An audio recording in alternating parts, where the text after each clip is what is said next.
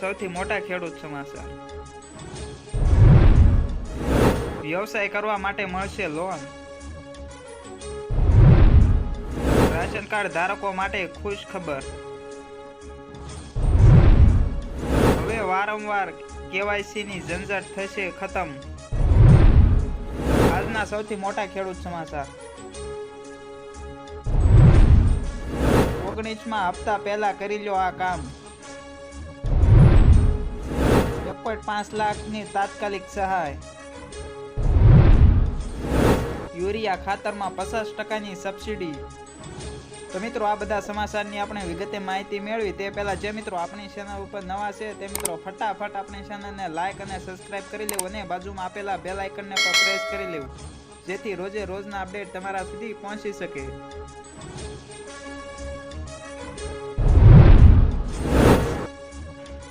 આજના સૌથી મોટા ખેડૂત સમાચાર। રાજકોટ માર્કેટ યાર્ડમાં સોયાબીનની 1380 ક્વિન્ટલ આવક થઈ હતી। તેના એક મણના ખેડૂતોને ભાવ 770 રૂપિયાથી લઈને 836 રૂપિયા સુધીના ભાવ મળ્યા હતા। તેમજ લસણની 1100 ક્વિન્ટલ આવક થઈ હતી। તેના એક મણના ખેડૂતોને ભાવ 1500 રૂપિયાથી લઈને 4000 રૂપિયા સુધીના ભાવ મળ્યા હતા। તેમજ કાળા તલની 300 ક્વિન્ટલ આવક થઈ હતી। તેના એક મણના ખેડૂતોને 3200 રૂપિયાથી લઈને 5118 રૂપિયા સુધીના ભાવ મળ્યા હતા। આ સિવાય જીરાની 900 ક્વિન્ટલ આવક થઈ હતી। તેના એક મણના ભાવ છે 4130 રૂપિયાથી લઈને 4580 રૂપિયા સુધીનો ભાવ રહ્યો હતો। આ સિવાય ધાણાના 1280 થી 1580 રૂપિયા સુધીના ભાવ મળ્યા હતા।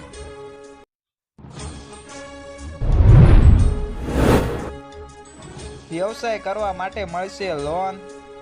મહિલા અને બાળ વિકાસ વિભાગ હેઠળ મહિલા સ્વલંબન યોજના હેઠળ મહિલાઓને તેમના કૌશલ્યના આધારે રોજગાર મેળવી રહે તે માટે બેંક લોન થકી સહાય આપશે।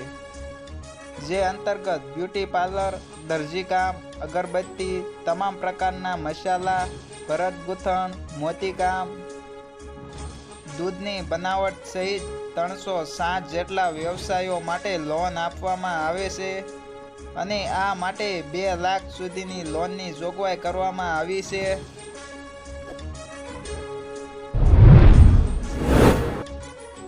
રાશન કાર્ડ ધારકો માટે મોટી ખુશખબર। ગુજરાતના લાખો રેશન કાર્ડ ધારકો માટે રાહતના સમાચાર સામે આવ્યા છે।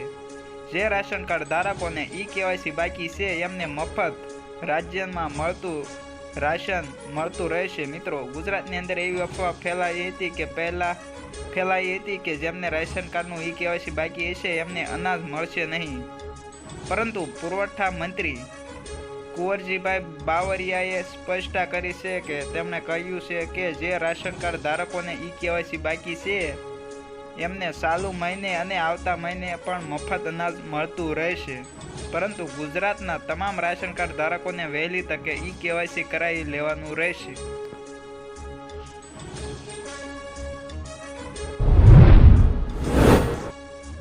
હવે વારંવાર કેવાયસીની ઝંઝટ થશે ખતમ। મિત્રો Aadhaar card, bank, ration card, mutual fund, PAN card હોય આ દરેકની અંદર તમારે વારંવાર કેવાયસી કરાવવું પડતું હોય છે। ત્યારે આ કેવાયસીની ઝંઝટ ખતમ કરવા માટે કેવાયસી જાહેર કરવામાં આવ્યું છે।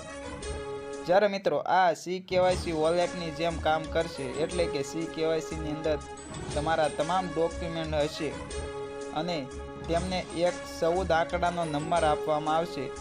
પછી તમારે આગળ એટલે કે લાઈફની અંદર જ્યારે પણ કેવાયસીની જરૂર પડે ત્યારે આ નંબર આપવાનો રહેશે અને આ નંબરના આધારે તમારું કેવાયસી થઈ જશે।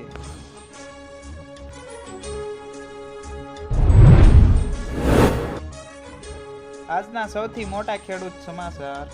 આજે રાજકોટ માર્કેટ યાર્ડમાં કપાસ, ઘઉં, બાજરી, જુવાર, મગફળી, તલ, લસણ, સોયાબીન અને જીરુની આવક થઈ હતી। આજે રાજકોટ માર્કેટ યાર્ડમાં કપાસની 4200 ક્વિન્ટલ આવક થઈ હતી। જેના એક મણના ખેડૂતોને ભાવ 1350 રૂપિયાથી લઈને 1460 રૂપિયા સુધીના ભાવ મળ્યા હતા। જાડી મગફળી 800 અને ઝીણી મગફળીની 1000 ક્વિન્ટલ આવક થઈ હતી. જાડી મગફળીના ભાવ ખેડૂતોને 870 રૂપિયાથી લઈને 1180 રૂપિયા અને ઝીણી મગફળીના ભાવ ખેડૂતોને 890 રૂપિયાથી લઈને 1300 રૂપિયા સુધીના ભાવ મળ્યા હતા.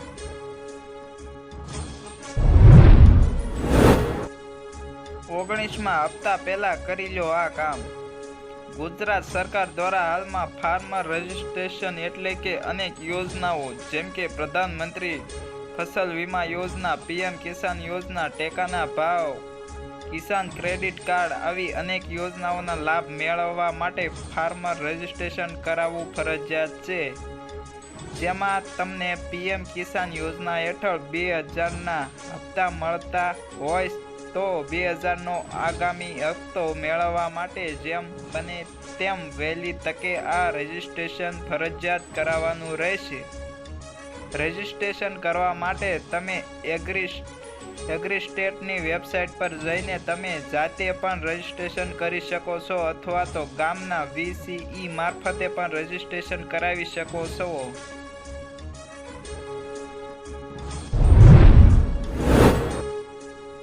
બાળકો માટે નવી યોજના. કેન્દ્ર સરકાર એટલે કે મોદી સરકાર દ્વારા બાળકો માટે એક નવી પેન્શન યોજના શરૂ કરવામાં આવી છે. આ નવી પેન્શન યોજનાનું નામ છે NPS વાત્સલ્ય યોજના, જેની અંદર માત્ર ને માત્ર નાના બાળકો છે જે લાભ લઈ શકે છે. 18 વર્ષથી ઓછી ઉંમરના જે બાળકો હોય તે આ યોજનાનો લાભ લઈ શકે છે. આ યોજનાનો લાભ લેવા માટે બાળકોના નામે ખાતું ખોલાવવાનું રહેશે અને ત્યાર પછી એ બાળકના નામે તમારે ઓછામાં ઓછા દર મહિને 1000 રૂપિયાનું રોકાણ કરવાનું રહેશે અને મહત્તમમાં મહત્તમ રોકાણ કરવાની કોઈ મર્યાદા નથી. અને આ યોજનાની અંદર 3 વર્ષ માટે લોકિંગ પીરિયડ રહેશે.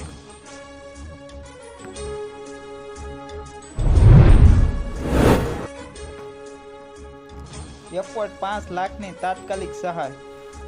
એક્સિડન્ટમાં ઘાયલ થયેલા લોકોને હવે મળશે મફત સારવાર.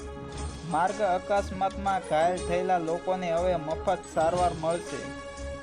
નવા વર્ષે 2025થી સમગ્ર દેશમાં મફત સારવારની યોજના લાગુ કરવામાં આવશે.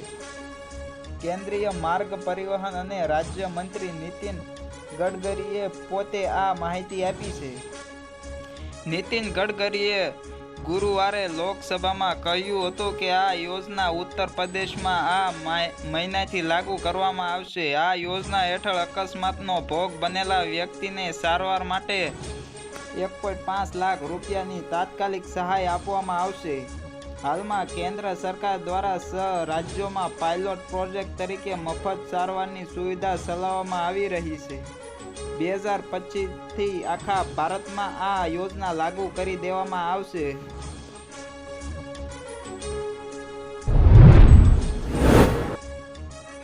યુરિયા ખાતરમાં 50%ની સબસિડી. નેનો યુરિયા સહાય યોજનામાં સરકાર આપશે 50%ની સબસિડી. કેન્દ્રીય ગૃહમંત્રી અમિત શાહે થોડાક દિવસો પહેલા ગાંધીનગર ખાતે સહકારી દિવસની ઉજવણીમાં ભાગ લીધો હતો. આંતરરાષ્ટ્રીય સહકાર દિવસ નિમિત્તે તેઓએ દેશમાં 2 લાખ પંચાયત ઘરોને અપેક્ષ સાથે જોડવાની જાહેરાત કરી હતી. સાથે તે દિવસે ગુજરાતના ખેડૂતોને મોટી ભેટ પણ આપી છે. તેમણે ખેડૂતો માટે નેનો યુરિયામાં 50%ની સબસિડી આપવાની યોજનાનો પ્રારંભ કરાવ્યો છે.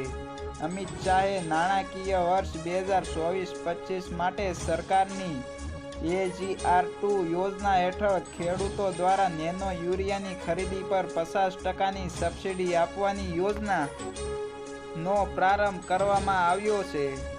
જ્યારે આ કાર્યક્રમમાં સહકારી મંત્રી અમિત શાહના હસ્તે 3 ખેડૂતોને નેનો યુરિયાની કીટ આપવામાં આવી હતી.